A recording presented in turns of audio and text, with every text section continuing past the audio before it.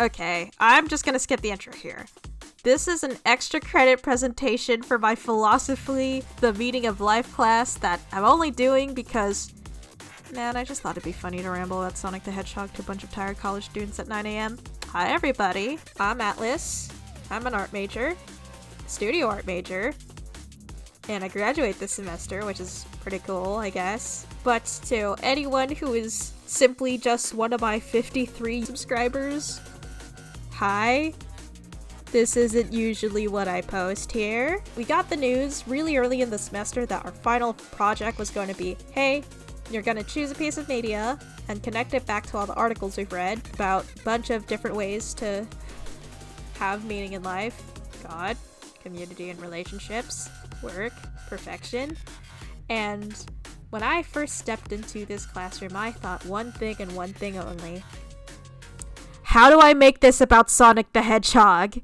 I knew from the start I was either going to do Sonic the Hedgehog or My Chemical Romance, and the more I learned about this project, I'm like, so I can totally do Sonic the Hedgehog, right? And so here I am, presenting to you Sonic Frontiers and the quest for meaning in a 30-year legacy. But first, that's gonna need some context. In the 2010s, the decently successful Sonic franchise faced a new direction for the series that many people were not happy with.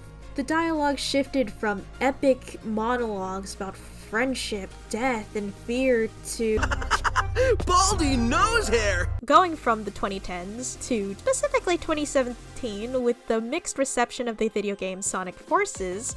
With the growing success of the new Sonic movies, which is why I got into the Sonic franchise, Sega realizes they needed to lock on, and the development team was all like, oh gosh, our next game has to be good. In an article by GameRant by Truman2 detailing the complicated development history of Sonic Frontiers, they end off with saying, with Sonic Frontiers' troubled development, it's entirely possible that if the game failed, Sonic Team wouldn't have been given the opportunity to make a Sonic game on this scale again. So yeah, it was a miracle that Sonic Frontiers ended up being a huge success. And honestly, it's become my favorite game, period. I love the story, I love the gameplay, and honestly, that's why I chose it for this philosophy assignment. The deal with Sonic Frontiers is that it starts off with the characters Sonic, Amy, and Tails searching for the iconic mystical gemstones within the franchise, known as the Chaos Emeralds, which have disappeared into an uninhabited island known as the Starfall Islands. They crash land, and Sonic realizes his friends are trapped in a cyber prison, which only he can escape out of. And trying to find a way to free all of his friends, he manages to bring them back to reality as ghosts of themselves, where they each decide to help the dominant species of the islands, tiny cute little stone people known as the Coco. Anyway, the Coco are basically sentient artifacts of an ancient race of aliens, literally known as the Ancients, who all died off in a mysterious disaster, and the Coco are the only parts left of them, and they are constantly reliving their final days during the destruction of their society. Each of Sonic's friends kind of has to help the Coco finish their unfinished business from literally thousands of years ago, so their souls can finally pass on. After helping their respective Coco, each character comes to a realization about themselves and makes plans for their lives when Sonic can finally free them from cyberspace. As I've said, we've covered a lot of potential meanings in life, and I believe that each character who is imprisoned in cyberspace decides to focus, or at least shift focus, from these specific ideas of meaning in life. Amy, her legacy in the Sonic universe, at least in my eyes, has kind of always been, I'm the girl of the group. I have a crush on Sonic. I'm just the Minnie Mouse to his Mickey Mouse. In order to improve upon Amy's character, they decide to take her character in a different direction for Frontiers, but still connected to her ideas of love. In the first island, you first free Amy from cyber prison, aka cyberspace, and she ends up meeting this bride Coco who is trying to find her lover. Even though she's still stuck in cyber ghost form, Amy still aims to reunite this bride Coco with her groom.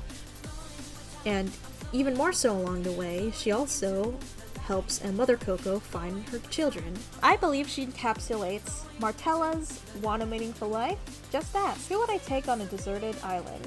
Martella says, we care about the well-being of those close to us almost as much as we care about our own well-being. When Amy sees the Coco she helps finally pass on, she says this. But I know what I saw. A love that transcended time. I believe in that power. When this is over, I want to share that love with the world. In a later cutscene where Sonic absorbs so much cyber corruption after freeing all of his friends from cyberspace, and his friends sacrifice their forms to help bring him back to save the world, Amy also says, Sonic, you still have love to share with this world too! While I don't think Amy necessarily is aiming for relationships with these Coco, or even trying to build her relationship with Sonic, I feel like she simply just sees the potential and meaningfulness in just loving another person. She's still willing to help these Coco while she's stuck as a cyber ghost. She's willing to give up her physical form to make sure that Sonic can help save the world. She sees love as something so special that it must be protected, which is why she's willing to sacrifice so much to protect it. She's willing to sacrifice herself for Sonic, not just because, obviously, he needs to save the world, but she sees the potential that the Coco had, that Sonic has, and doesn't want anyone to miss a chance to simply enjoy forming a meaningful relationship with someone. Okay, I think I'm running out of time. Let's get right back into Knuckles. Anyway, Sonic fights a giant robot titan and goes straight to Ares Island and finds his friend Knuckles there. Why he's actually there is not important to this, but the Cocos that Knuckles ends up helping is a group of soldiers that is trapped in the loop of constantly trying to prepare for the disaster that killed off all the ancients. Knuckles decides to help them prepare, even though the threat is long gone. The more that Knuckles finds out about these Coco, the more he is reminded that ages ago, my people were wiped out by a cataclysm. I know the Coco faced something similar. It reminds me I'm the last Echidna, that I'm alone.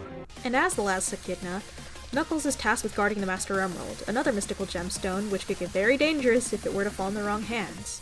He's held on to this task as guardian of the Master Emerald since his appearance in 1994. In a little heart-to-heart he has it with Sonic, Knuckles admits that, as the guardian of the Master Emerald, I do envy your lifestyle.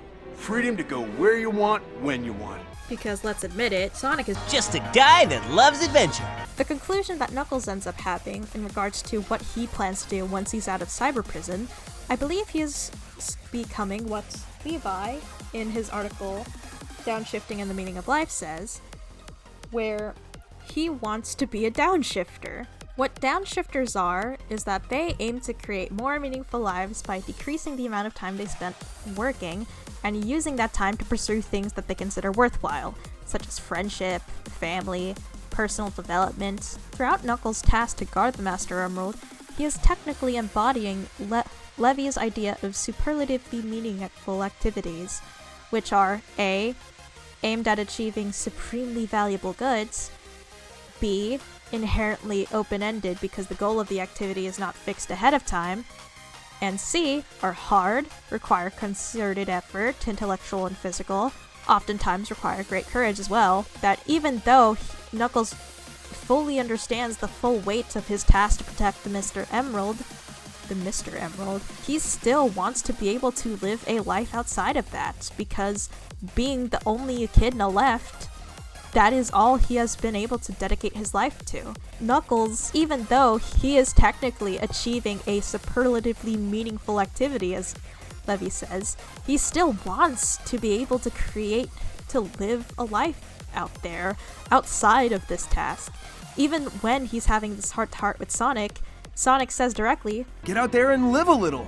While I don't believe that Knuckles will abandon the Master Emerald anytime soon, because he knows full well the weight of the task he's been given, to be able to just experience a taste of that kind of freedom, even just for a little bit, would be fulfilling for him. That's why I think Knuckles embodies Levy's Downshifting and Meaning of Life article so well.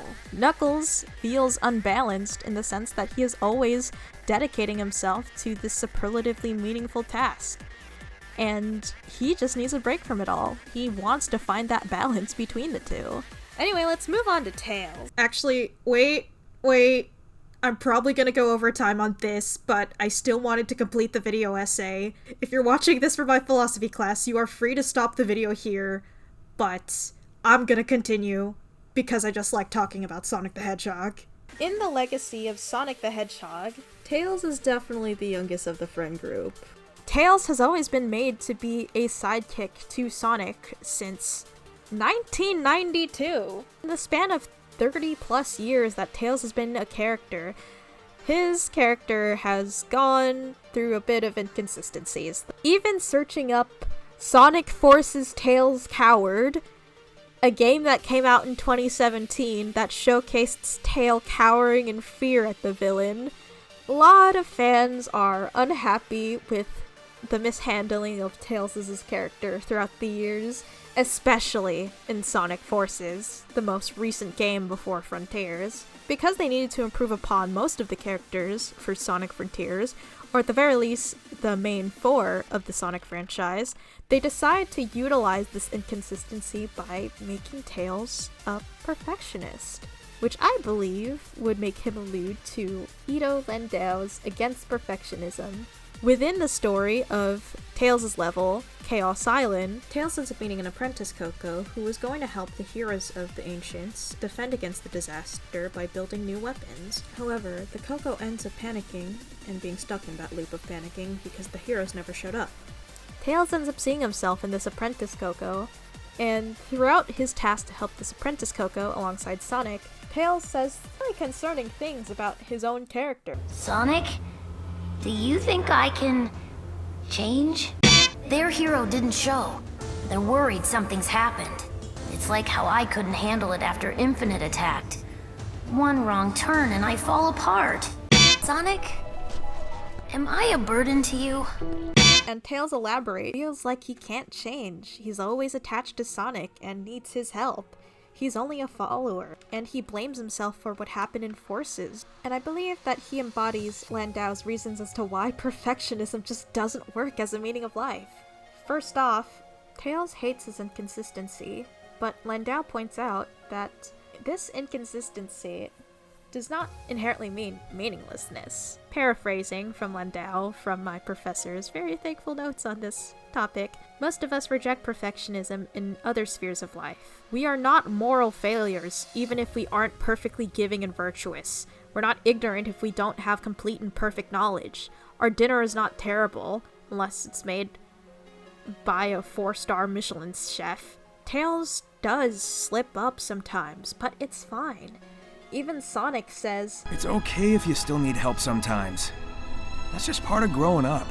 That is number one of Landau's reasons why you should be a perfectionist. Tails also embodies Landau's third reason as to why don't be a perfectionist. The implausibility of perfectionist demands. Perfectionist standards are not appropriate for people. Tails' standards of being the perfect hero are impossible to fulfill. Tails was previously listed as 8 years old. He is definitely the youngest character of this quartet. It's impossible for him, of all people, to be perfect so young. Throughout all of this, Tails is embodying Landau's fourth reason as to why you shouldn't be a perfectionist. You become so cruel to yourself. Tails is holding himself to an impossible standard that he can't possibly follow. Even when Sonic elaborates that, "Hey, who was it who stopped Eggman from blowing up Station Square, huh? And who broke me out of prison, or saved me from the Deadly Six's trap?" Then I'm wildly inconsistent. But after helping the apprentice Coco finally pass on, Tails comes to the conclusion that When this is all over, I think I need to go it alone for a while. I can't grow into my full potential if I always fall back on you. from this point, I believe that because of this, Tails is embodying Gwen Bradford's achievement and meaning of life idea of superlative meeting. Bradford elaborates that unlike Levi, projects can be worthwhile solely in virtue of their challenge, not because of any resulting good. And also, what is special about these open-ended activities is that they have a self-propagating goal. And a direct quote that I wanted to pull up. Because of the diversity of things that spark these feelings, and the relatively low degree of control we have over them, it is a virtue of the proposed view that such a wide range of activities can be appropriate sources for fulfillment. Tails doesn't specifically say what he wants to do during his little vacation, but he doesn't really need to. He rejects the idea of wanting to be perfect all the time and instead just wants to take on the ever-growing task of simply improving upon himself as a hero. As long as he is able to improve upon himself, he's happy with that decision. Like, he shouldn't be holding himself to such a high standard because he still has a lot to learn. He still has a lot to grow from. And the only thing that's left for him to do is to just go out there and learn more. He's not going to be a perfect hero, probably not ever, but he seems to be fine with that. Going on a trip by himself, he'll get to learn more. Sonic Frontiers ends with, obviously, all friends being rescued from cyber prison, and them flying off into the sunrise to finally go on to their respective missions. Amy hopefully sharing her love with the world in whatever way she can, Knuckles finding a life outside of just guarding the Master Emerald, and Tails, who's taken on the task of becoming his own hero, no matter how many missteps it takes. And Sonic...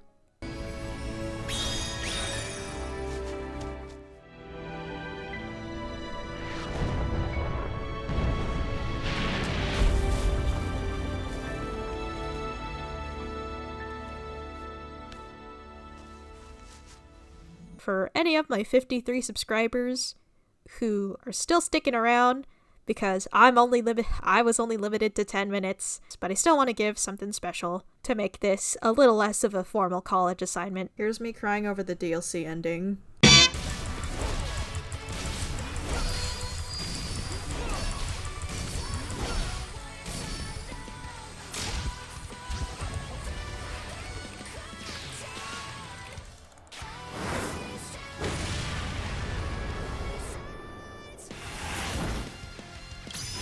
Oh my god!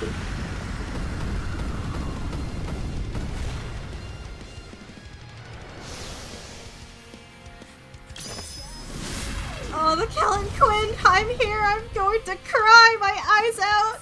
Sonic, it's now or never! It's now or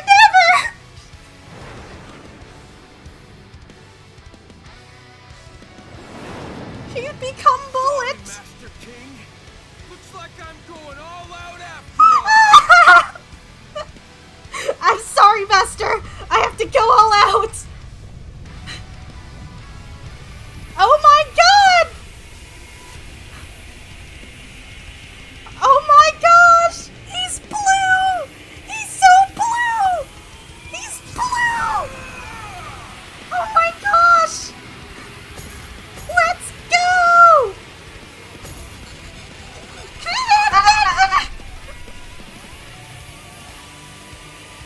Oh, the violin.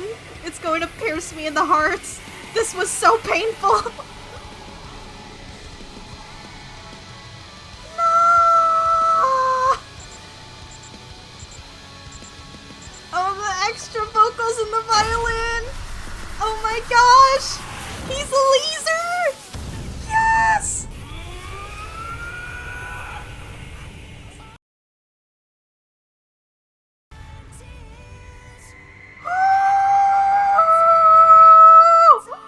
Sonic! I'm like clutching my Squishmallow for dear life. No! No! No! No! No! No! No! No! No! No! No! No! No! Oh, what happened? Where is he? Where is... Someone help him! No! Oh, this is so tragically beautiful. There he is! He's fucking comatose, bro. Oh.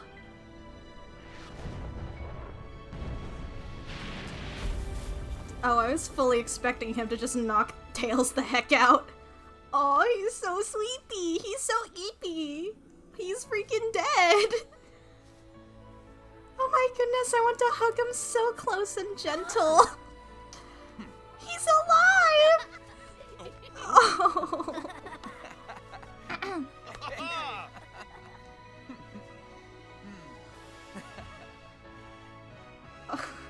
Oh, I'm on an emotional roller coaster. Is Sage gonna be alive? Sage! She's on the ground now. You did well, Sage. It's time to head home, dear daughter. Home. I like the sound of that.